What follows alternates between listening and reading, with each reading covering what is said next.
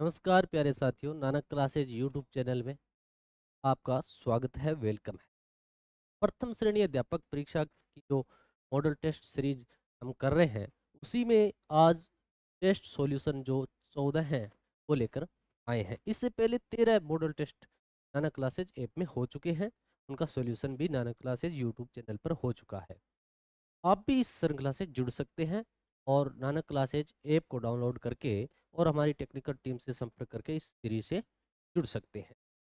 चलते हम पहले प्रश्न की।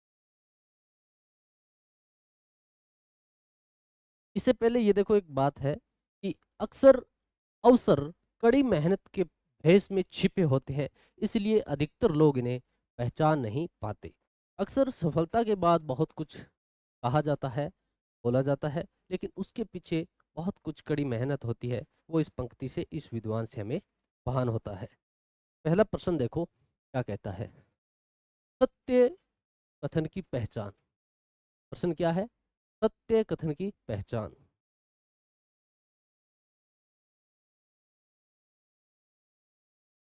प्रयाग प्रशस्ति के बारे में प्रश्न है। प्रयाग प्रशस्ति के अनुसार समुद्रगुप्त ने उत्तर भारत में ट्रस्ट परसुबोधरण यानी जड़ से उखाड़ फेंकना नीति को अपनाया। कौन सी नीति? परसुबोधरण। कौन सी नीति होती है? यानी जबरदस्त से जीतना और उसको अपने राज्य में मिलाना, उसको कहते हैं परसुबोधरण। क्या कहते हैं? परसुबोधरण। ये होती है परसुबोधरण नीति। समुद्रगुप्त जो है, गुप्त शासक में बहुत प्रतापी शासक थे और उन्होंने पूरे भारत में उत्तर से लेकर दक्षिण तक अपने जो क्षेत्र था उसको बढ़ाया और सभी राज्यों को मिलाने का प्रयास किया। उन्होंने उत्तर भारत में अलग राज्य की नीति अपनाई और दक्षिण भारत में अलग। राजग्रहण मोक्षानुग्रह का अर्थ है राज्य को ग्रहण करने की नीति के आधार पर कर देने को बाध्य किया। ठीक है, मोक्ष नीति के आधार पर विजय करके भी क्षमा कर दिया जाता है, वो मोक्ष नीति होती है। और अनुग्रह नीति कौन सी होती है? अनुग्रह नीति में क्या होता है? नीति के आधार पर उनके राज्य को वापस लौटा दिया जाता है। इसमें अनुग्रह नीति में। और मोक्ष नीति में क्या कर दिया जाता है? क्षमा कर दिया जाता है। और ग्रहण नीति में राज्य को ग्रहण करने के आधार पर कर देने के लिए क्या किया जाता है? बाध्य किया जाता है। प्रयाग प्रशस्ति को प्रकाश में लाने का श्रेय ए ट्रायर को है। किसको है? ए ट्रायर को है। इसे पाषाण पर खुदी समुद्रगुप्त की आत्मकथा भी कहा जाता है। किसे? प्रयाग प्रशस्ति को। प्रयाग प्रशस्ति को समुद्रगुप्त की पाषाण पर खुदी आत्मकथा कहा जाता है। रोमिला थापर ने प्रयाग प्रशस्ति को ऐतिहासिक पुनरांकन कहा। क्या कहा? ऐतिहासिक पुनरांकन कहा। ये सारी बातें किसके बारे में थी? प्रयाग प्रशस्ति के बारे में थी। इसके बारे में सत्य कथन की पहचान करनी है। कूट से हमें बताना है कि केवल 1 और 6 सत्य है या फिर सभी कथन असत्य नहीं है और सभी कथन सत्य नहीं है। कुछ भी कहना उचित नहीं है। इसमें से हमें बताना है। तो इसमें से क्या रहेगा वो बताओ आप। उत्तर क्या रहेगा? इसका जो उत्तर है वो ये रहेगा कि सभी कथन है वो बिल्कुल सत्य है। क्या है? बिल्कुल सत्य है। कोई भी कथन क्या है? असत्य नहीं है। कोई भी कथन है वो असत्य नहीं है। सभी कथन असत्य नहीं है, ये आएगा। सभी कथन असत्य नहीं है, जबकि सारे के सारे क्या है? सत्य है। इस गुप्त शासक को धर्म की प्राचीर कहा जाता है। क्या कहा जाता है? धर्म की प्राचीर। धर्म की प्राचीर कहा जाता है। समुद्रगुप्त को, स्कंदगुप्त को, श्रीगुप्त को या राजगुप्त? बात करें श्रीगुप्त को, श्रीगुप्त की, तो ये तो गुप्त साम्राज्य के क्या थे? संस्थापक। गुप्त साम्राज्य के संस्थापक थे। संस्थापक। ठीक है, श्रीगुप्त। और समुद्रगुप्त है वो एक प्रतापी शासक थे। इन्हें स्मिथ ने वी ए स्मिथ ने भारत का नेपोलियन कहा। भारत का नेपोलियन कहा। भारत का नेपोलियन कहा। इसने कहा? वी ए स्मिथ ने। ठीक है। इनके दरबार में दरबारी कवि, दरबारी कवि और मंत्री हरिशेन था। कौन था?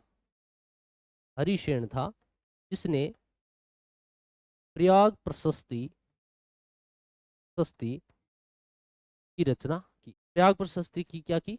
रचना की। किसने? हरिशेन। ठीक है, प्रयाग प्रशस्ति की रचना की हरिशेन ने। किस शासक को धर्म की प्राचीर कहा जाता है? तो वो कहा जाता है समुद्रगुप्त को। ठीक है, इसके शासन की बात करें तो 325 ईस्वी से 375 ईस्वी तक का जो शासनकाल है वो समुद्रगुप्त का है। 325 से लेकर 375 ईस्वी तक का जो काल है वो समुद्रगुप्त का माना जाता है। ठीक है, इसका उत्तर समुद्रगुप्त होगा। नेक्स्ट प्रश्न, अब मुगल स्थापत्य से संबंधित प्रश्न आया है, बड़ा लेंथी प्रश्न है थोड़ा।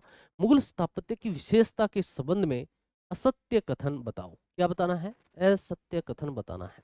बाकी सारे सत्य होंगे, एक इसमें असत्य होगा। मुगल शासक ललित कलाओं के संरक्षक व पोषक थे और स्वयं कला के पारखी थे। क्या थे? मुगल शासक ललित कलाओं के संरक्षक पोषक थे और स्वयं कला के पारखी थे। बहुत निपुण थे, विद्वान थे कला के क्षेत्र में मुगल शासक। संगमरमर के पत्थरों पर हीरे जवाहरात से की गई जो जड़ावट है, जो जड़ावट है वो पित्रा ड्यूरा कहलाई। बहुत महत्वपूर्ण बात है ये, काफी महत्वपूर्ण बात है। पित्रा ड्यूरा क्या होती है? पित्रा ड्यूरा होती है कि संगमरमर पर पत्थर पर सोने और हीरे जवाहरात की जो जड़ावट होती है उसको हम पित्रा ड्यूरा कहा जाता है।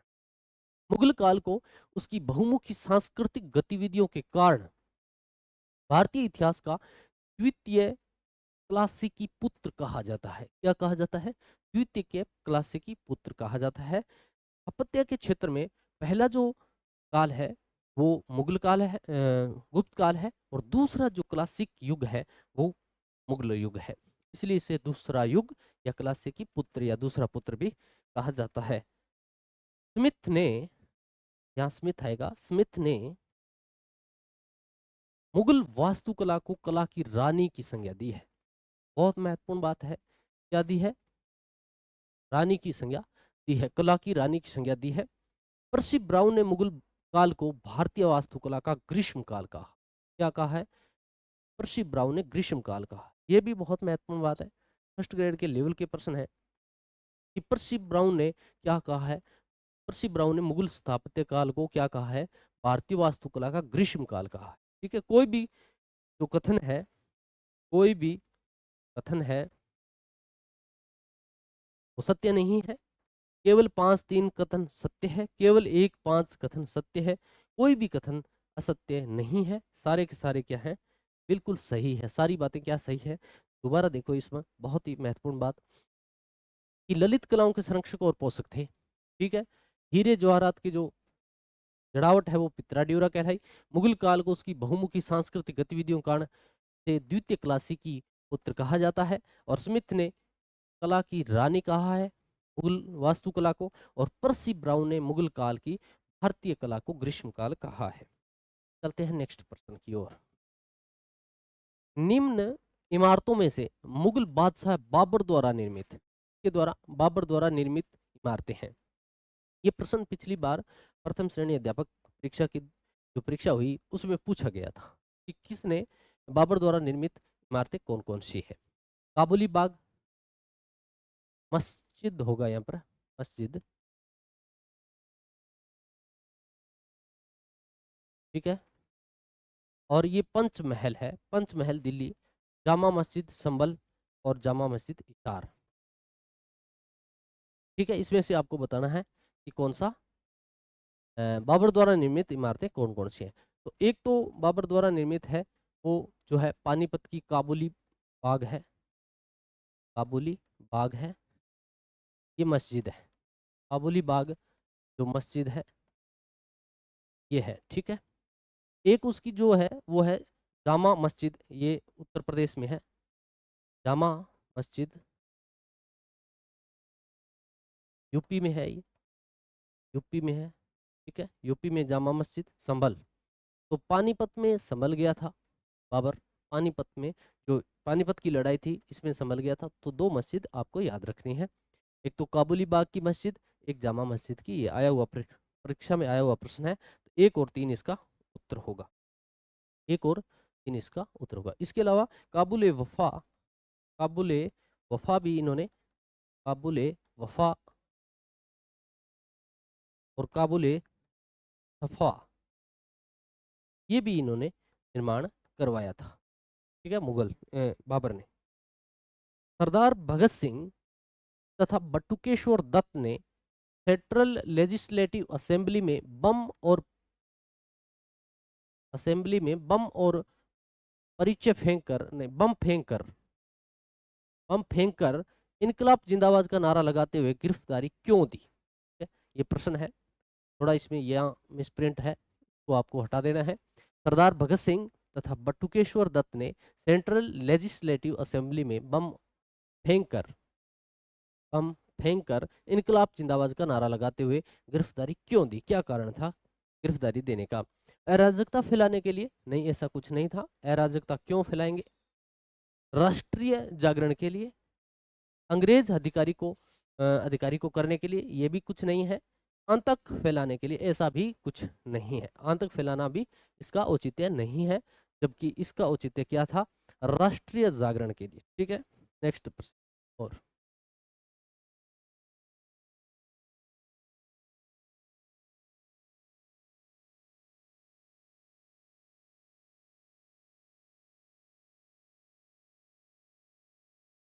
तो इसका उत्तर है वो आपका राष्ट्रीय जागरण के लिए हो जाएगा। निम्नांकित जो है, निम्नांकित कथन पर विचार कीजिए तथा नीचे दिए गए कूट से सही उत्तर का चुनाव करना है। सही उत्तर का क्या करना है? चुनाव करना है। प्रारंभिक विजय के बावजूद सिपाही विद्रोह राज को पलटने में सफल नहीं हो सका। ये 1857 की क्रांति के बारे में कुछ तथ्य दिए गए हैं और उसको देखकर हमें ये लेख बात करनी है। उदयीमान मध्यम वर्ग राज का पक्ष लिया था। उदयीमान मध्यम वर्ग था, उसने राज का पक्ष लिया। क्या हुआ इसमें? जो मध्यम वर्ग था ना, वो इसमें क्रांति में आया ही नहीं। मध्यम वर्ग क्रांति में हिस्सा लिया ही नहीं। अगर मध्यम वर्ग क्रांति में हिस्सा लेता तो परिणाम कुछ और देखने को मिलता, लेकिन ऐसा हुआ नहीं। प्रारंभिक विजय के बावजूद सिपाही विद्रोह, जो सिपाही विद्रोह के राज को पलटने में सफल नहीं हो सका। बिल्कुल ऐसा था, राज को नहीं पलट सके, हालांकि बहुत प्रयास किया था। सही उत्तर निम्न कूट से आपको बताना है। कथन ए और कारण आर दोनों है तथा आर ए का सही स्पष्टीकरण है। ठीक है, ऊपर वाली बात अलग है, नीचे वाली बात अलग है, तो फिर सही स्पष्टीकरण कैसे हुआ? सही स्पष्टीकरण नहीं हो सकता। कथन ए और आर दोनों सही है, परंतु आर ए का सही स्पष्टीकरण नहीं है। बिल्कुल सही बात है, अलग है ऊपर वाली बात और ये बात भी अलग है। बात दोनों ही सही है, लेकिन ऊपर वाले की बात का स्पष्टीकरण नीचे वाला बात नहीं है, इसलिए कथन 2 हमारा क्या हो जाएगा? उत्तर होगा। चलिए नेक्स्ट पर्सन की ओर। वह ब्रिटिश वह ब्रिटिश कोई व्यक्ति का नाम है, वह ब्रिटिश जिसने 1857 ईस्वी के भारतीय विद्रोह को ब्रिटिश पार्लियामेंट के हाउस ऑफ कॉमन्स में हाउस ऑफ कॉमन्स में राष्ट्रीय विद्रोह की संज्ञा दी थी। क्या दी थी? राष्ट्रीय विद्रोह की संज्ञा दी थी। फार्मस्टन ने, ग्लेडस्टोन ने, डिजरेली ने, अर्नेस्ट जोन्स ने। कई बार ये प्रश्न आ चुका है, कई बार हमने भी यहाँ पे कर लिया है। फेमस पर्सन है, इसका उत्तर जो फैक्चुअल है वो है डिजरेली। डिजरेली ऐसा व्यक्ति था जिसने भारतीय जो 1857 की क्रांति का जो विद्रोह था उसकी बात ब्रिटिश के पार्लिया ऑफ कॉमन्स में उठाई थी। ठीक है? निम्न कथन पर विचार कीजिए तथा नीचे दिए गए कूट से सही उत्तर का क्या करना है? चयन करना है। प्रश्न संख्या 8 है, प्रारंभिक विजय के बावजूद सिपाही विद्रोह राज को पलटने में सफल नहीं हो सके। दोबारा प्रश्न की पुनरावृत्ति हो चुकी है। उदीयमान मध्यम वर्ग राज पक्ष का लिया था, तो इसमें कथन ए और दोनों सही है। पुनरावृत्ति हुई है प्रश्न की, कोई बात नहीं। शिक्षा पोर्टल किसने लॉन्च किया? अब मैनेजमेंट के प्रश्न आए हैं और सीधा प्रश्न फैक्चुअल आया है कि दीक्षा पोर्टल किसने लॉन्च किया? भारत सरकार, राजस्थान सरकार, एनसीईआरटी, आरसीई।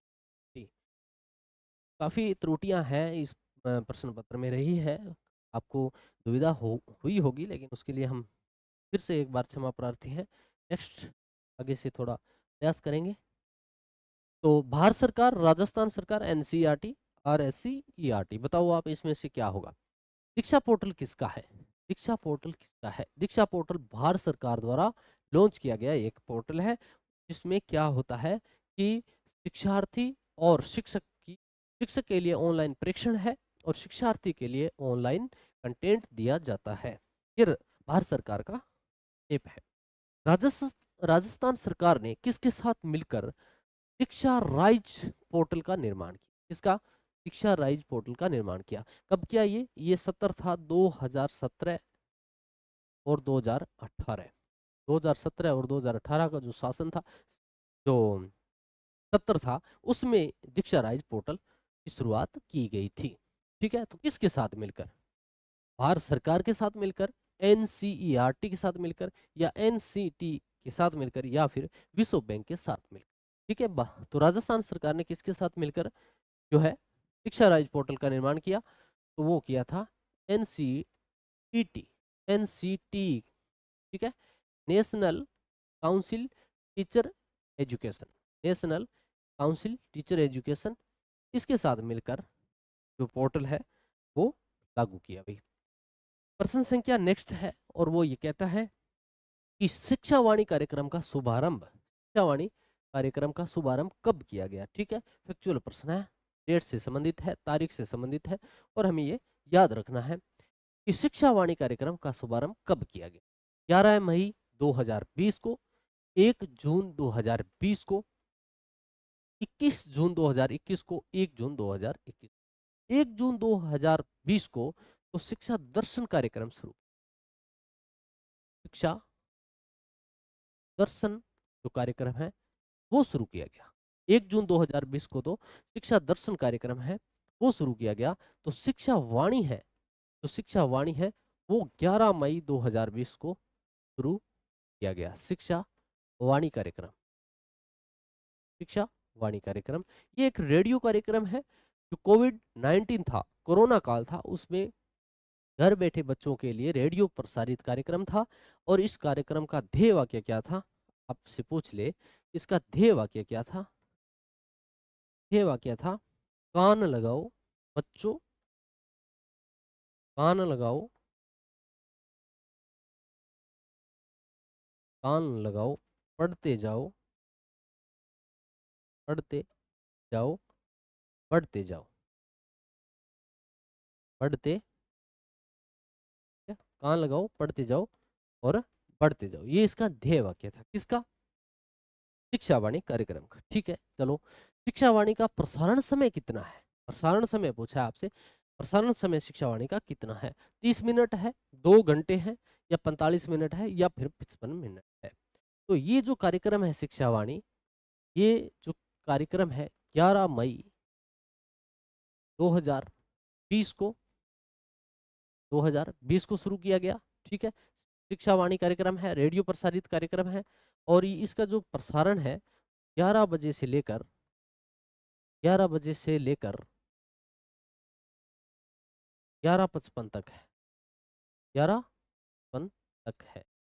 कब तक है? 11:55 तक है। 11 यानी 55 मिनट इसका प्रोग्राम रहेगा। रेडियो प्रसारण कार्यक्रम है, 55 मिनट तक इसका क्या रहेगा? प्रसारण रहेगा। ठीक है, शिक्षावाणी कार्यक्रम की रूपरेखा के अंतर्गत, ये प्रश्न है, शिक्षावाणी के रूपरेखा के अंतर्गत 1-2 के लिए कक्षा 1-2 के लिए कंटेंट उपलब्ध करवाया जाता है। कक्षा 1-2 के लिए कौन सा आता है? आप पढ़ो इसको। कक्षा 1-2 के लिए कौन सा प्रोग्राम आता है? कक्षा 1-2 के लिए आपको बताना है। कक्षा 1-2 के लिए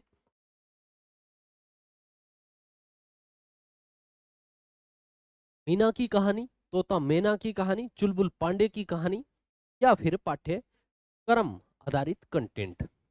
तो मीना की कहानी है, ये कक्षा 1-2 के लिए। क्या है?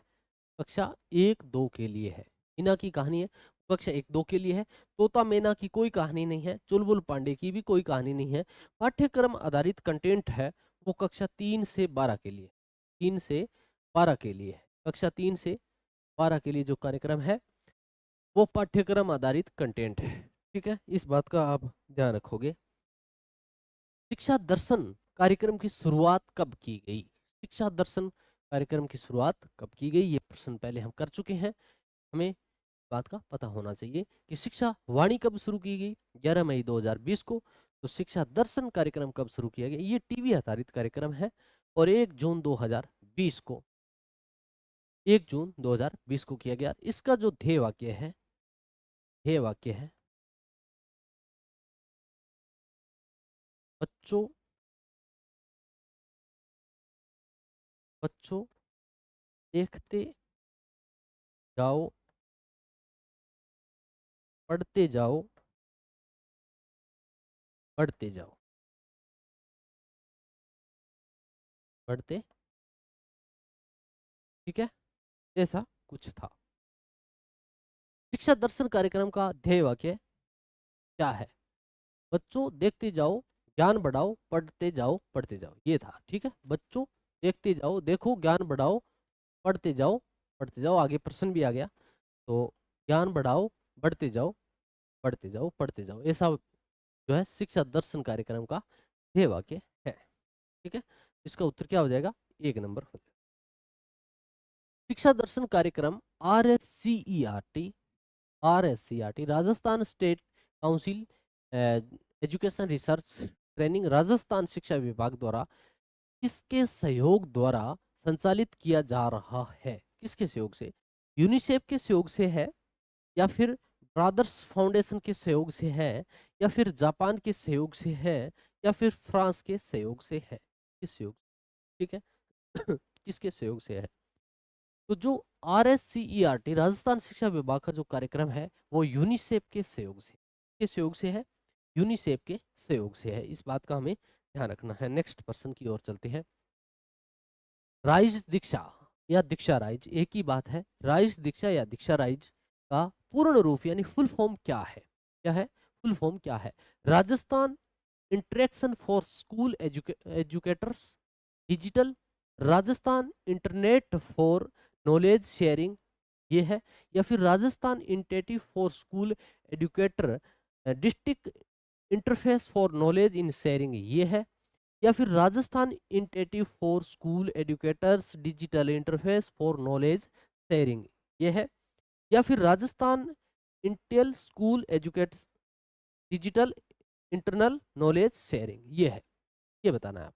इसका दीक्षा राइज का पूरा नाम, यानी राइज दीक्षा का पूरा नाम है, वो है Rajasthan initiative, Rajasthan initiative for school educators, बात को आपको ध्यान रखना है, for school educators digital interface for knowledge sharing, ये है कि इसकी फुल फॉर्म है। दीक्षा राइज की फुल फॉर्म क्या है?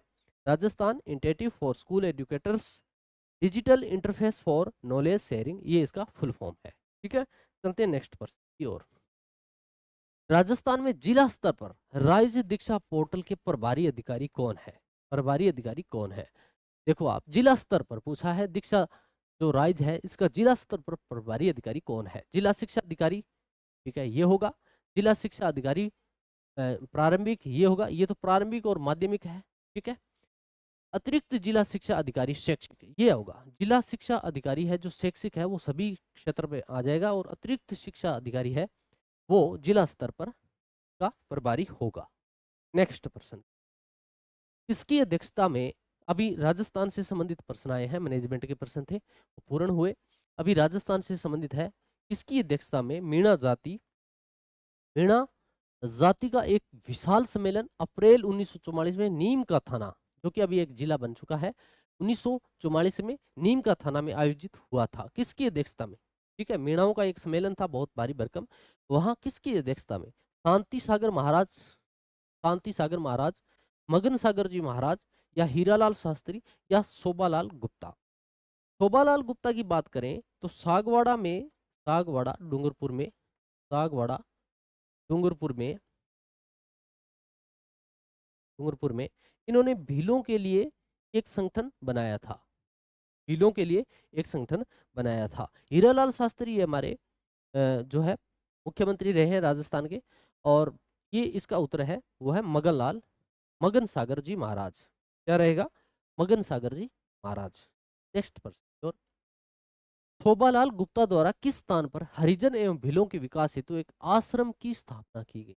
भी प्रश्न की बात की हमने। एक संगठन इन्होंने स्थापना की, एक आश्रम की स्थापना की, और वो आश्रम कौन सा था, कहाँ किया इन्होंने, शोभालाल गुप्ता ने, तो वो था सागवाड़ा डूंगरपुर।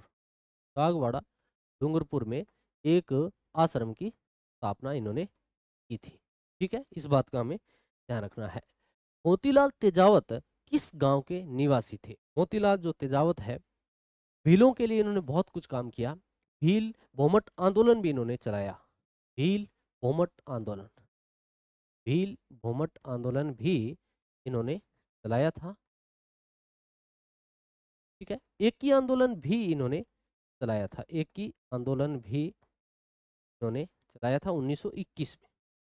ठीक है, और इन्होंने कहा था, इनका नारा था, न हुक्म न हाकिम, यानी किसी का भी कोई हुक्म हमारे ऊपर भीलों पर नहीं चलेगा, न कोई शासन चलेगा। इनके बारे में पूछा कि किस गांव के निवासी थे, किस गांव के निवासी थे। इतना डीप है वैसे प्रश्न, किस गांव के निवासी थे। और अगर इनकी बात करें, फुलासिया गांव, सामलिया गांव, कोलियारी गांव, मानगढ़ गांव, इसमें से आपको बताना है। तो ये कोलियारी गांव के थे। कोलियारी गांव कहाँ पड़ता है? ये जाड़ोल ठिकाने में पड़ता है। कहाँ पड़ता है? जाड़ोल ठिकाना है, जाड़ोल ठिकाना उदयपुर है, वहां पड़ता है। ठीक है, जाड़ोल ठिकाना उदयपुर में जो है कोलियारी गांव पड़ता है। ओसवाल बनिया परिवार में इनका जन्म हुआ था। कहाँ हुआ था? ओसवाल, ओसवाल बनिया परिवार में का जन्म हुआ था। बनिया परिवार। अब आप कहोगे जी इनके परिवार से संबंधित आपने क्यों बताया? इससे संबंधित रीट में एक प्रश्न पूछा गया था, गोविंद गिरी किस परिवार में जन्मे थे? 2015 के रीट में ये प्रश्न आया था, गोविंद गिरी किस परिवार में जन्मे थे? तो उत्तर था बंजारा परिवार में। इसलिए हमने यहाँ इनके परिवार की बात की है। चलते हैं नेक्स्ट प्रश्न की ओर। माधो सिंह व गोविंद सिंह का संबंध किस किसान आंदोलन से था? किस किसान आंदोलन से था? कौन है? माधो सिंह और गोविंद सिंह, दो है। बाकी के नाम आपने बहुत सुने होंगे, लेकिन ये थोड़ा नया है। माधो सिंह और गोविंद सिंह का जो संबंध है वो किस किसान आंदोलन से है? बिजोलिया किसान आंदोलन, या तो नानकजी भील और ठाकरी भील वो थे, मेवाड़ भील आंदोलन, बेंगू किसान आंदोलन, या फिर अलवर किसान आंदोलन में से आपका क्या उत्तर होगा? माधो सिंह और गोविंद सिंह को लेकर जो आंदोलन था वो था अलवर किसान आंदोलन। कौन सा था? अलवर किसान। नेक्स्ट पर्सन, डाबी के किसान आंदोलन में कौन सा है? डाबी के किसान आंदोलन में झंडा गीत गाते हुए राज्य पुलिस की गोली से कौन शहीद हुआ था? कौन शहीद हुआ था? डाबी किसान आंदोलन कब हुआ? ये बूंदी में पड़ता है। डाबी किसान आंदोलन बूंदी में पड़ता है। यहाँ आपको 2, 4 और 2, 3 याद रखना है। यानी 2 अप्रैल 1923 को डाबी में किसान आंदोलन हुआ था। ऐसे भी याद रख सकते हो आप, ऐसे भी रख सकते हो कि एक डिब्बे में 2, 4 तिलियां, एक डिब्बे में 2, 4 तिलियां।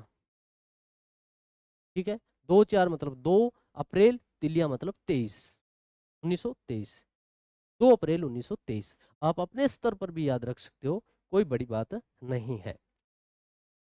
तो 2 अप्रैल 1923 को ये डाबी में किसान आंदोलन हुआ। तो इसमें इकराम हुसैन, इकराम हुसैन बूंदी जिले का जो पुलिस अधीक्षक था, पुलिस अधीक्षक था, पुलिस अधीक्षक था, बूंदी जिले का जो पुलिस अधीक्षक था, उसने आदेश दिया, अधीक्षक था, उसने आदेश दिया और भीड़ में गोली चलाने का आदेश दे दिया। गोली में आदेश देने से जो है वो नानक जी भील और देवीलाल गुजर शहीद हो गए थे। कौन? नानक जी भील, नानक जी भील और देवीलाल गुजर, देवीलाल, ये दो व्यक्ति यहाँ शहीद हो गए थे। कहाँ? डाबी किसान आंदोलन में। ठीक है, तो कौन शहीद हो गए? नानक जी भील। और नानक जी भील के शहीद होने के बाद माणिक्यलाल वर्मा ने अर्जी नाम का एक गीत लिखा। कौन सा गीत लिखा? अर्जी नाम का एक गीत लिखा। कौन सा गीत लिखा? अर्जी, अर्जी नाम का गीत लिखा। किसने लिखा? माणिक्यलाल वर्मा ने। माणिक्यलाल वर्मा ने, माणिक्यलाल वर्मा ने गीत लिखा। इस ग्रंथ के अनुसार राज सिंह को मेवाड़ का दूसरा प्रताप कहा जाता है। क्या कहा जाता है?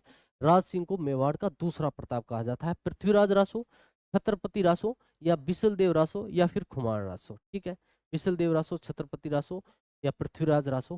पृथ्वीराज रासो में क्यों कहा जाएगा? क्योंकि ये तो पृथ्वीराज से संबंधित है। छत्रपति अलग है, बिसलदेव है वो बिसलदेव चतुर्थ से संबंधित है, अलग है, अजमेर के चौहानों से है। हुमायूं रासो जो रचना है उसमें राज सिंह को क्या कहा गया है? मेवाड़ का दूसरा प्रताप कहा गया है। क्या कहा गया है? दूसरा प्रताप कहा गया है। शासनकाल की बात करें तो 1652 से लेके 1680 तक का जो काल है वो कालखंड का रहता है, आपके राज सिंह का रहता है। इन्होंने गोमती नदी को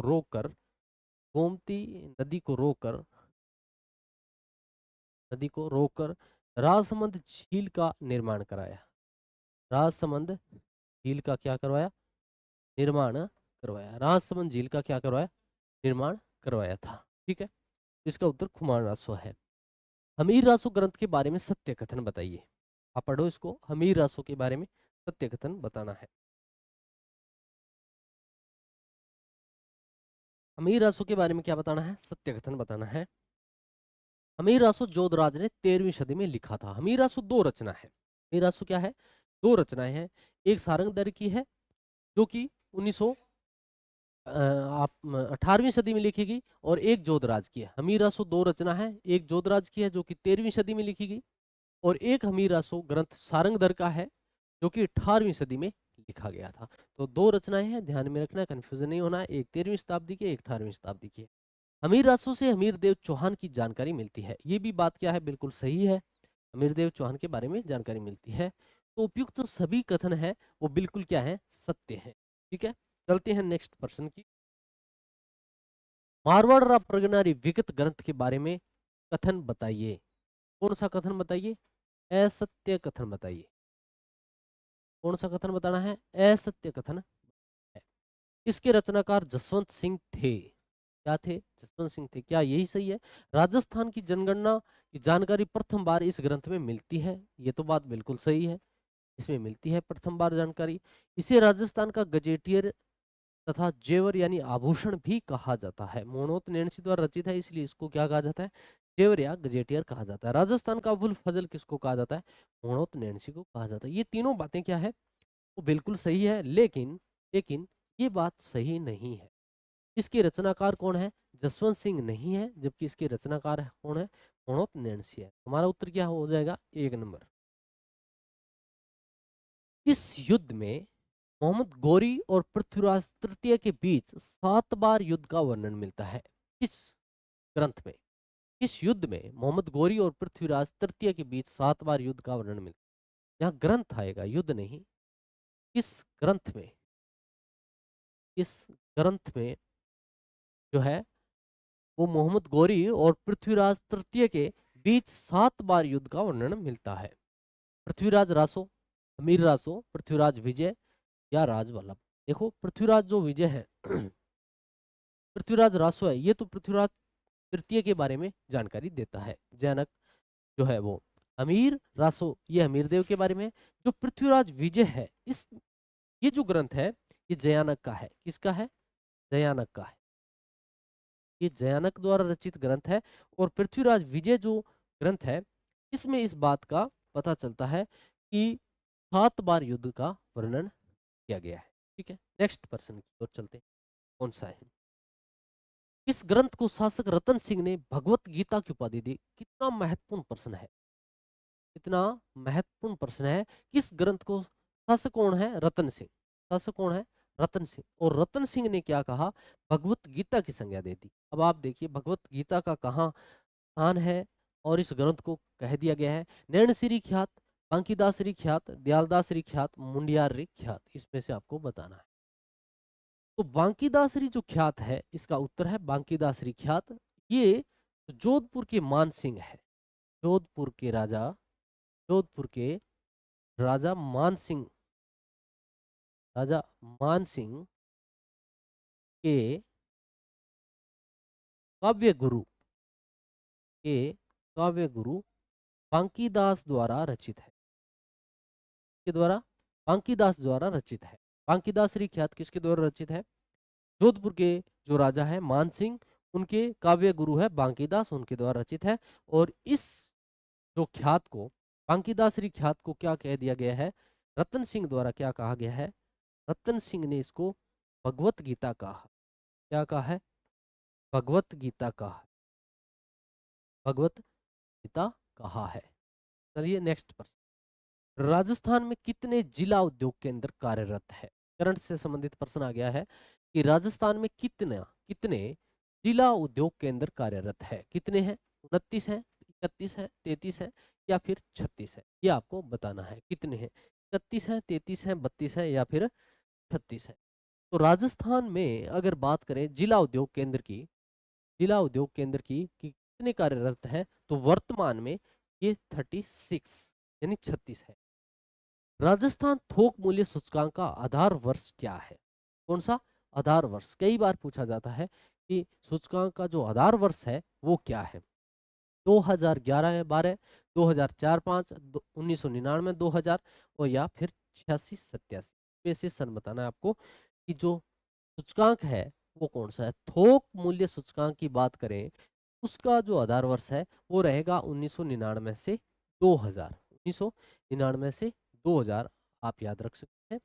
99 की सेल से याद रख सकते हैं। थोक विक्रेता आप अपने स्तर पर भी याद रख सकते हैं। सूती वस्त्र उद्योग की मेवाड़ टेक्सटाइल्स मिल्स की स्थापना कब की गई? ये भीलवाड़ा में है। कहाँ है? भीलवाड़ा में है। भीलवाड़ा में सूती वस्त्र उद्योग मेवाड़ टेक्सटाइल्स की जो स्थापना है वो 1938 में की गई। कब की गई? 1938 में। ठीक है, इसका जो उत्तर है वो 1938 हो जाए। याद रखने के लिए आप देखो, मेवाड़ जो शब्द है इसी में ही इसका अर्थ छिपा है। मेव प्लस आड़ कर लो आप। मेव प्लस आड़ नहीं, 38 ही करो, 38 ही करो। भारत में निजी क्षेत्र की सबसे बड़ी उर्वरक उत्पादक company Chambal fertilisers and chemicals किस जिले में स्थित है? ये देखो बहुत चर्चित है।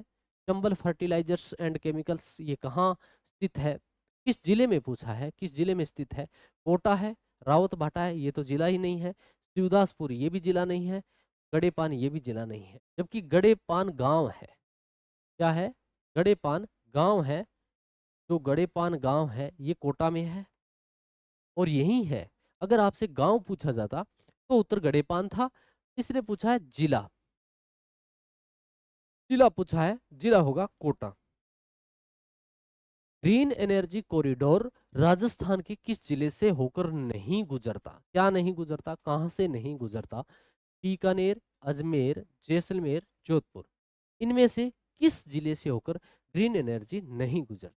इसमें होता क्या है, इसमें आपको देखो चित्तौड़गढ़, चित्तौड़गढ़, अजमेर, अजमेर, नागौर, जोधपुर, बीकानेर, इन जिलों से होते हुए मोगा तक जाएगा। पंजाब के मोगा तक जाएगा। मोगा तक, ठीक है, मोगा तक जाएगा। ये गुजरात महाराष्ट्र से शुरू होकर ये यहाँ तक जाएगा। तो इसमें से जो है जैसलमेर शामिल नहीं है। निम्नलिखित में से एक को छोड़कर सभी संप्रेषण के क्या है? घटक है। एक को छोड़कर संप्रेषण के घटक है। संप्रेषण क्या होता है? संप्रेषण क्या है? संप्रेषण, संप्रेषण क्या है? संचार क्या होता है? संचार में संप्रेषण का अर्थ होता है भेजना। संप्रेषण का अर्थ क्या होता है? भेजना। जैसे कोई संदेश हम आपसे संप्रेषित करेंगे तो वो आप तक पहुंचे, वो तब तक के लिए क्या है? संप्रेषण है। क्या है? संप्रेषण। उसमें पहले संदेश आएगा, फिर संप्रेषण का माध्यम यानी किसके माध्यम से हम आपको वो संदेश भेज रहे हैं, फिर उसमें संकेत भी होगा, किस संकेत के माध्यम से भेजा जा रहा है। लाइक के माध्यम से भेजा जा सकता है। मूल्यांकन इसका हिस्सा नहीं है। मूल्यांकन है वो इसका हिस्सा नहीं है। प्रश्न संख्या 35 देखिए आप, पारस्परिकता की मनस्थिति में विचारों एवं भावनाओं के आदान प्रदान की प्रक्रिया संप्रेषण कहलाती है। फिर देखो, अभी परिभाषा आ गई है किसकी, संप्रेषण की। आपके हमारा जो सिलेबस है उसमें संप्रेषण से संबंधित विशेष टॉपिक दिया हुआ है। संप्रेषण से परिभाषा भी पूछी जा सकती है, और उसमें ये कहा है कि पारस्परिकता की मनस्थिति में विचारों एवं भावनाओं के आदान प्रदान की जो प्रक्रिया है वो क्या कहलाती है, संप्रेषण कहलाती है। ये कथन किसका है, तो हमें इस परिभाषा को याद करना है। और इसको कैसे याद करेंगे कि भावनाओं के आदान प्रदान की जो प्रक्रिया है, भावनाओं के जो आदान प्रदान की प्रक्रिया है उसको हम संप्रेषण कहेंगे। और ये जो परिभाषा है वो एडगर डेल की है। किसकी है, एडगर डेल की है। नेक्स्ट पर्सन देखो, आप पढ़ो एक बार इसको। शिक्षण, अभी ये शिक्षण से संबंधित है। शिक्षण क्या होता है, एक अध्यापक द्वारा अधिगम सामग्री का अध्ययन जो करवाया जाता है, अध्यापक द्वारा अध्ययन सामग्री सामग्री का जो अध्ययन करवाया जाता है, अध्यापन करवाया जाता है, उसको हम शिक्षण कहते हैं। शिक्षण अग्रिम संगठन प्रतिमान, ये शिक्षण का प्रतिमान है, फैक्चुअल प्रश्न है। शिक्षण के अग्रिम संगठन प्रतिमान के प्रवर्तक कौन है, आपसे पूछा जाएगा कि शिक्षण के अग्रिम संगठन प्रतिमान के प्रवर्तक कौन है। तो इनके जो प्रवर्तक है वो आसुबेल है। कौन है, आसुबेल है। ये फैक्चुअल प्रश्न है, हमें याद रखना है, डेविड आसुबेल। बोलने वाले तथा सुनने वाले साझा लक्ष्य पर, यानी बोलने वाले और सुनने वाले साझा लक्ष्य पर जो एक दूसरे के लिए सार्थक है, यानी एक दूसरे के लिए क्या है, सार्थक है, पर समान रूप से सहमत है होते हैं। यह सिद्धांत किस पर आधारित है, ये सिद्धांत किस पर आधारित है, एक दूसरे पर आधारित होते हैं। तो एक दूसरे पर आधारित है, तो इसमें सहयोगी अधिगम होगा। कैसा अधिगम होगा, सहयोगी अधिगम होगा। एडवांस ऑर्गेनाइजर प्रतिरूप जिन्होंने दिया वे हैं, एडवांस ऑर्गेनाइजर प्रतिरूप किन्होंने दिया, अभी मैंने बात की थी। एडवांस मतलब अग्रिम, एडवांस मतलब अग्रिम, और ऑर्गेनाइजर्स जो संगठन है वो है संगठन। अग्रिम जो संगठन है प्रतिमान किसने दिया, अभी बात की थी हमने, अग्रिम संगठनात्मक कौन था, आसुबेल था। निम्नलिखित में से कौन सा शिक्षण प्रतिमान, निम्न में से कौन सा शिक्षण प्रतिमान का कार्य नहीं है, क्या नहीं है, कार्य नहीं है, शिक्षण प्रतिमान का कार्य नहीं है, वो हमें बताना है। पाठ्यक्रम रूपरेखा बनाना, ये तो होगा, पाठ्यक्रम की क्या है, हम रूपरेखा बनाएंगे। अनुदेशनात्मक सामग्री का विकास एवं चयन, अनुदेशनात्मक सामग्री कौन सी होती है, अनुदेशन किया जाता है, शिक्षण का अध्ययन की का जो अनुदेशन किया जाता है वो सामग्री का चयन। शिक्षण अधिगम परिस्थिति में शिक्षक की क्रिया को निर्देशित किया जाता है, और सामाजिक कौशलों का चयन किया जाता है। देखो क्या है, शिक्षण का प्रतिमान चल रहा है, यहाँ हम सामाजिक कौशलों का चयन क्यों करेंगे, सामाजिक कौशलों का चयन क्यों करेंगे, बाकी सारा काम होगा। इसका उत्तर क्या है, वो डी हो जाएगा। तो उत्तर क्या हो जाएगा, डी हो जाएगा। नेक्स्ट, सहकारी अधिगम से तात्पर्य, सहकारी अधिगम से तात्पर्य क्या है। देखिए आप, सहकारी अधिगम कौन सा होता है, सहकारी अधिगम जो समूह में काम किया जाए, समूह में काम जो किया जाता है, समूह में काम जो किया जाता है उसमें सहकारिता का भाव होता है, उसमें सहकारिता का भाव होता है। दो या दो से अधिक शिक्षक साथ पढ़ाते हैं, साथ पढ़ाते हैं, लेकिन वो अलग अलग हैं, साथ पढ़ाते जरूर हैं, उनका विषय अलग है, ऐसा कुछ नहीं हो सकता। दो या दो से अधिक छात्र समूह में कार्य करते हैं, ये बात बहुत सही है। दो या दो से अधिक जो छात्र है वो समूह में कार्य कर रहे हैं, ये सहकारिता के अंदर आएगा। ठीक है, दो या दो से अधिक एक साथ अधिगम करती है, ये नहीं है। दो या दो से अधिक विषय साथ पढ़ाए जाते हैं, ऐसी कोई बात नहीं है। अब है हिंदी से संबंधित प्रश्न आए हैं, क्या आए हैं, हिंदी से संबंधित प्रश्न आए हैं। प्रथम श्रेणी अध्यापक के जो प्रश्न पत्र है इसमें काफी मिश्रण है सिलेबस का, सारे विषय हमें पढ़ने पड़ते हैं। इसमें वर्तनी की दृष्टि से कौन सा शब्द शुद्ध नहीं है, क्या पूछा है, शुद्ध नहीं पूछा है, बाकी सारे शुद्ध होंगे, एक इसमें अशुद्ध होगा। मत्स्य क्या है, बिल्कुल ऐसे लिखा जाता है, बिल्कुल शुद्ध है। वापस भी बिल्कुल शुद्ध है, ऐसे ही लिखा जाता है। और सृष्टि जो है ये भी बिल्कुल ऐसे ही लिखा जाएगा, लेकिन दृष्ट शब्द गलत है। क्या है, दृष्ट शब्द गलत है, जबकि ये दृष्टा होता है। क्या होता है, दृष्टा होता है, जिसका अर्थ होता है देखने वाला, देखने वाला, इसका अर्थ क्या है, देखने वाला होता है। वर्तनी की दृष्टि से किस विकल्प के सभी शब्द अशुद्ध है? क्या है? अशुद्ध है। अब की बार अशुद्ध पूछे। ब्राह्मण शुद्ध है, आशीर्वाद बिल्कुल शुद्ध है, आशीर्वाद ऐसे ही लिखा जाएगा, आशीर्वाद ऐसे ही लिखा जाएगा। जो आधा रह है वो आगे वाले वर्ण पर आता है। बाहुल्य, बाहुल्यता ठीक है, इकट्ठा भी ठीक है, धोखा भी ठीक है, धंधा भी ठीक है, लेकिन भूख है गलत है और झूठ है गलत है। तो भूख है लिखा जाएगा और झूठ है लिखा जाएगा। ठीक है, ये हमारा उत्तर होगा। कौन सा शब्द अशुद्ध है? क्या है? अशुद्ध पूछा है। तो इसमें से उत्तरोत्तर है, बेहतर है, विवाहेतर है या इतरेतर है, आपको बताना है कौन सा शब्द इसमें से अशुद्ध है। ठीक है, कौन सा शब्द है, क्या है, अशुद्ध है, बताओ आप। हम विवाहेतर जो लिखते हैं वो ऐसे ही लिखते हैं, विवाह धन इतर। ठीक है, विवाह धन इतर हो गया। इतरेतर में इतर धन इतर हो गया, इतर धन इतर हो गया। बेहतर बिल्कुल ऐसे ही लिखा जाता है, बेहतर। ठीक है, सही है।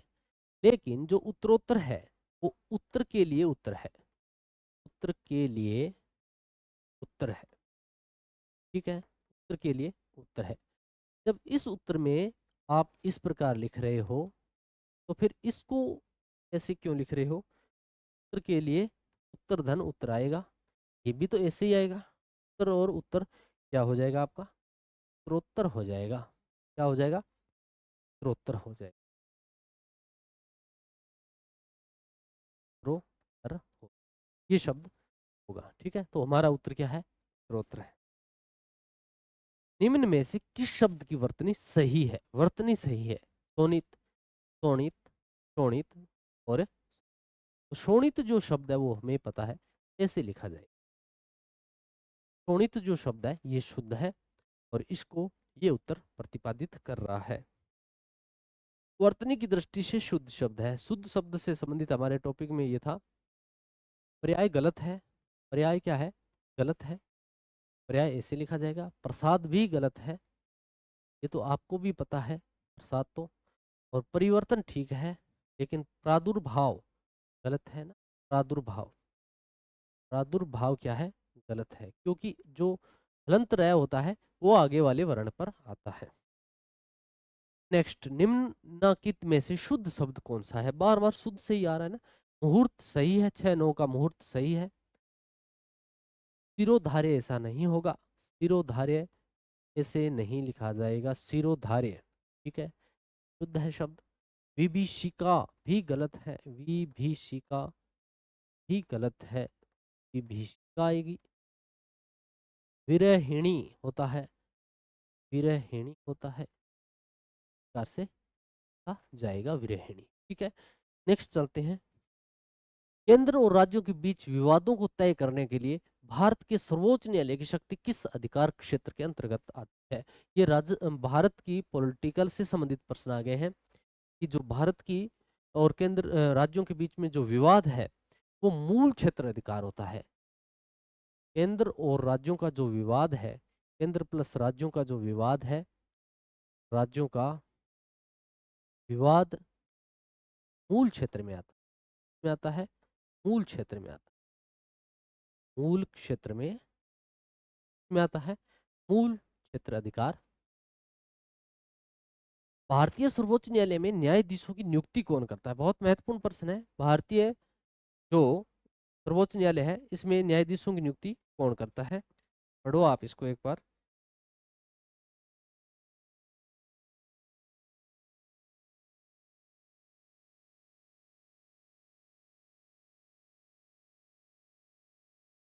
प्रधानमंत्री, राष्ट्रपति, भारत का मुख्य न्यायाधीश या फिर लोकपाल? प्रधानमंत्री नहीं करेगा नियुक्ति, भारत का मुख्य न्यायाधीश नहीं करता क्योंकि राष्ट्रपति है, भारत का प्रथम नागरिक है, देश का प्रथम नागरिक राष्ट्रपति है, तो राष्ट्रपति ही करेगा। सर्वोच्च न्यायालय के न्यायाधीशों की सेवानिवृत्ति की उम्र क्या है?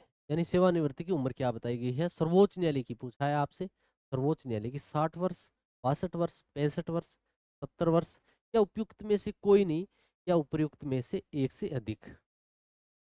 क्या है बताओ आप, क्या है तो आप बताओ। 60 वर्ष नहीं होगा, क्योंकि ये तो उच्च न्यायालय की है, उच्च न्यायालय की, न्यायाधीशों की 60 वर्ष। ठीक है, 65 वर्ष होगा। क्या होगा? 65 वर्ष। संविधान का कौन सा अनुच्छेद ये कहता है कि सभी प्राधिकरण भारत के उच्चतम न्यायालय की सहायता करेंगे? भारत के उच्चतम न्यायालय की क्या करेंगे? सहायता करेंगे। कौन सा? अनुच्छेद 141, अनुच्छेद 139, अनुच्छेद 144, अनुच्छेद 142। बताइए आप कौन सा ये करेगा? तो अनुच्छेद जो 141 है, 141, 141, ये तो ये कहता है कि कोई भी कानून जिसकी घोषणा सर्वोच्च न्यायालय ने कर दी, 141, केवल और केवल एक ही मान्य है, कौन? सर्वोच्च न्यायालय। सर्वोच्च न्यायालय ने कोई भी नियम की घोषणा कर दी, वो लागू सभी न्यायालयों पर होगा। ये तो होता है 141।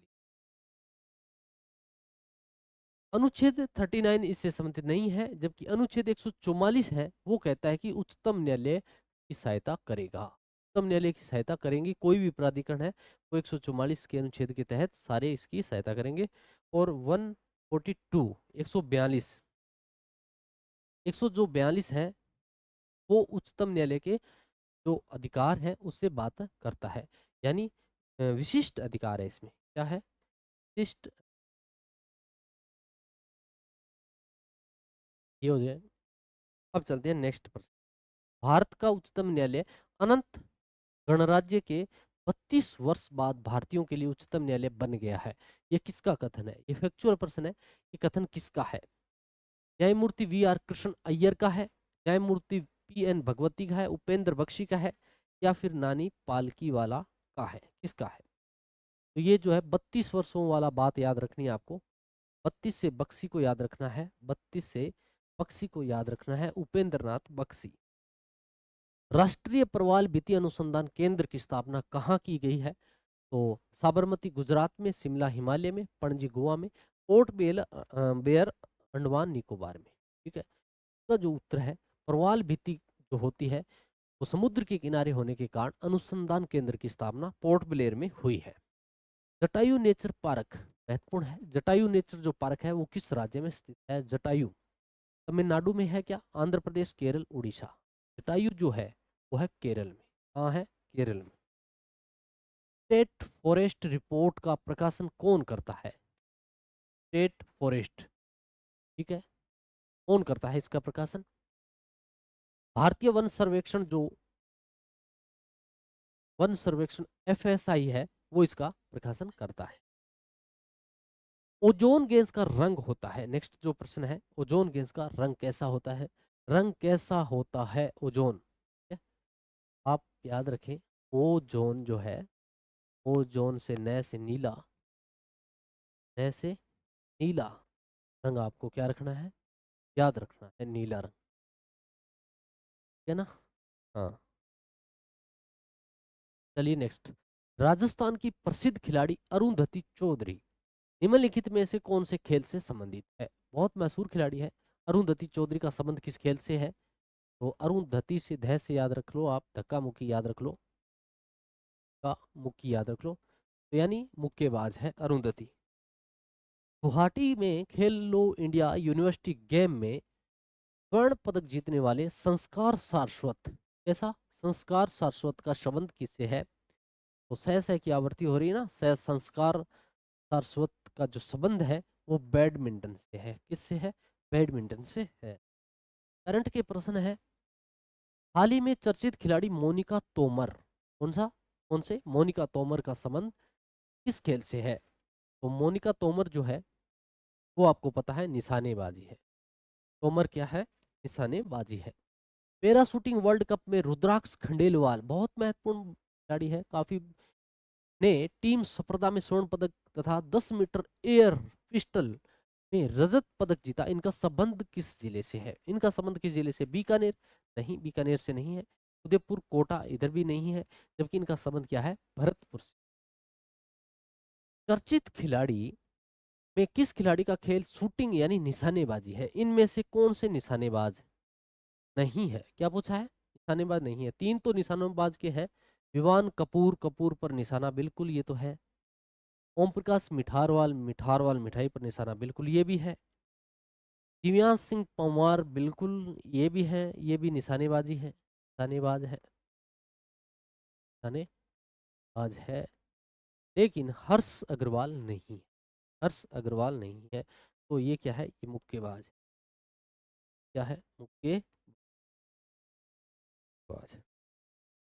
रणजी ट्रॉफी में राजस्थान के किस खिलाड़ी द्वारा 1970 के बाद दूसरी हैट्रिक ली? ऐसा बहुत कम हुआ है कि एक बार 1970 में हुआ था, रणजी में किसी खिलाड़ी ने हैट्रिक लगाई, और आज 1970 के बाद दूसरी हैट्रिक लगी है।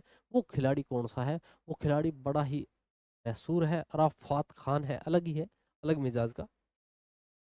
पहला परमाणु ऊर्जा शिखर सम्मेलन कहाँ आयोजित किया गया? कहाँ किया गया बताओ आप? ब्रुग, एमरस्ट्रम, कोपेनहेगन या ब्रुसेल्स में? ठीक है, तो ये करंट से संबंधित है। ब्रुसेल्स में है, पहला परमाणु ऊर्जा शिखर सम्मेलन है, इस बात की आप ध्यान रखोगे। मार्च 2024 में nuclear power corporation of India limited ने परमाणु ऊर्जा के शांतिपूर्ण उपयोग को बढ़ाने के लिए किसके साथ समझौता किया? किसके साथ समझौता? कौन सा? शांतिपूर्ण उद्योग को बढ़ाने के लिए इंडिया लिमिटेड परमाणु ऊर्जा के, ठीक है, राष्ट्रीय कैडेट कोर, सीमा सुरक्षा बल, राष्ट्रीय सुरक्षा गार्ड, भारतीय सेना, ठीक है, किसके साथ समझौता किया है? तो उत्तर होगा राष्ट्रीय कैडेट कोर। भाभा परमाणु अनुसंधान केंद्र BARC के 14वें निदेशक के रूप में किसे नियुक्त किया गया है? किसे नियुक्त किया गया है? बताओ आप, किसे नियुक्त किया गया है? किसे नियुक्त किया गया है?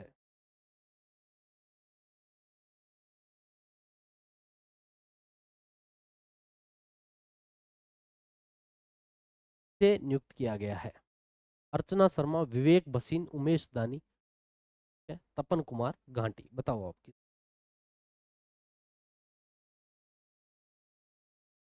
तो इसका जो उत्तर है वो है विवेक भसीन। क्या है? विवेक भसीन। यदि किसी गोले के अर्ध व्यास को 3 मीटर बढ़ा दिया जाता है, क्या बढ़ा दिया जाता है? 3 मीटर बढ़ा दिया जाता है, मीटर बढ़ा दिया जाता है, तो उसका पृष्ठीय क्षेत्रफल 1056 वर्ग मीटर बढ़ जाता है। गोले की आरंभिक त्रिज्या क्या? ठीक है, वैसे से संबंधित है तो लगाना ही मुनासिब होगा। तो इसका जो प्रश्न है वो है 12.5 मीटर। कर लेना आप। एक बेलन के आधार पर त्रिज्या 3.5 सेमी, 8 सेमी, इस बेलन का संपूर्ण पृष्ठ कितना होगा? संपूर्ण पृष्ठ कितना होगा ये आपको बताना है। ठीक है, इसका 253 वर्ग सेमी होगा। क्या है? 253 वर्ग सेमी होगा। एक घनाकार टैंक जो 2 मीटर लंबा, 5 मीटर चौड़ा तथा 1.5 मीटर गहरा, उनमें कितने लीटर पानी भरा जा सकता है? कितने लीटर पानी भरा जा सकता है? दूरी आपके सामने दी हुई है, आप इसको कर सकते। 15,000 लीटर। एक बेलनाकार टैंक की क्षमता 1408 घन मीटर है और टैंक की गहराई 7 मीटर है, तो आधार की त्रिज्या कितनी होगी? त्रिज्या कितनी होगी? की त्रिज्या कितनी होगी वो आपको बताना है। ठीक है, 64 मीटर, 4 मीटर, 16 मीटर और 8 मीटर। का जो उत्तर है 8 मीटर। इंग्लिश के choose from the following option the most apt English version निर्वासन। निर्वासन का क्या अर्थ? हिंदी में क्या कहेंगे? ये थोड़ा सा हिंदी वालों को भी फायदा करता है, क्योंकि हिंदी में शब्दावली आती है। इस प्रश्न को करना बहुत जरूरी है। निर्वासन का जो अर्थ है वो क्या होता है? वो होता है पनिशमेंट, नहीं बनिशमेंट। क्या होता है? बनिशमेंट है, उसका अर्थ होता है निर्वासन। उसका अर्थ क्या होता है? निर्वासन होता है पनिशमेंट का। What is on probation? Probation जो काल होता है उसको कहते हैं कालेड इन हिंदी। हिंदी में क्या बुलाते हैं? प्रोबेशन काल को हिंदी में क्या बुलाते हैं? तो परिवीक्षक अधीन, यानी परिवीक्षक के अधीन जो काल होता है उसको हम प्रोबेशन काल कहते हैं। जो हमारे ऊपर परिवीक्षक होता है उसके अधीन जितना काल 2 वर्ष का रहता है उसको हम परिवीक्षक अधीन काल कहेंगे। व्हाट इज आवरण पत्र? व्हाट इज आवरण पत्र? व्हाट इज आवरण पत्र? कालेड इन इंग्लिश, इसमें क्या बुलाएंगे इसको? आवरण पत्र को इंग्लिश में क्या बुलाएंगे? तो इसको बुलाएंगे हम, क्या बुलाएंगे इसको? Covering letter. क्या कहेंगे? आवरण पत्र को हम कवरिंग लेटर कहेंगे। The Hindi version of standing committee. कौन सी कमेटी? स्टैंडिंग, जिसमें स्टैंड है, जो स्टैंड करती है, यानी स्थाई है। स्टैंड का अर्थ क्या है? जो स्थाई है, जो स्थाई है। कमेटी मतलब समिति, जो स्थाई समिति है, ठीक है, जो स्थाई समिति है वो ये काम करेगी। 512 घन मीटर के छोटे टुकड़ों को जोड़कर एक बड़ा घन बनाया जाता है तो भुजा क्या होगी? की भुजा क्या होगी, बताओ आप, क्या होगी? 16, इसका उत्तर आपको 8 रहेगा। नेक्स्ट, ठीक है। 20 सेमी 15 सेमी इंटू 10 सेमी के आधार के घनाभ को अ, एक सेमी भुजा वाले घन में काटना हो तो छोटे घनों की संख्या बताएं, कितनी रहेगी? कितने छोटे घन बनेंगे? कितने छोटे घन बनेंगे? 3000 छोटे घन। तो इसमें निम्न का दिनकर निम्न प्रश्नों को हल करें। 10 cm बड़े घन का लाल रंग से रंगने के बाद 2-2 cm छोटे घनों में काटा जाए तो बताइए काटे छोटे घनों की संख्या कितनी रहेगी? ये बताओ आप, छोटे घन है, कितने काटे जाएंगे? 125। ठीक है, ऐसे कितने छोटे घन होंगे जिनकी चार जो है, चार जो फलके रंग से रंगी हो? ऐसे कितने छोटे घन हैं जिनकी चार फलके रंग से रंगी हो? तो वो है एक। इसका उत्तर क्या रहेगा? एक। 76% आ गए इस बार, ज्यादा आ गए थे पर्सन, कोई बात नहीं, 1% ज्यादा हुआ, लेकिन फिर भी कुछ आया है। जिसके पास धैर्य है उसके लिए जीवन में कुछ भी असंभव नहीं। आपने धैर्य रखा, पूरे वीडियो को बड़े ही इत्मीनान से देखा, प्रत्येक प्रश्न को समझा, जो जो जो प्रश्न हमें आए उनको हमने कर लिया। जो मैथ के थे, रीजनिंग के थे, इंग्लिश के थे, उनको थोड़ा फॉरवर्ड कर दिया आपके लिए। वीडियो आपको कैसा लगा ज़रूर लाइक करके आप बताएं। नेक्स्ट जो सॉल्यूशन है उसको जल्द लेकर हम आपके लिए आएंगे। तब तक के लिए जय हिंद, जय भारत, जय राजस्थान।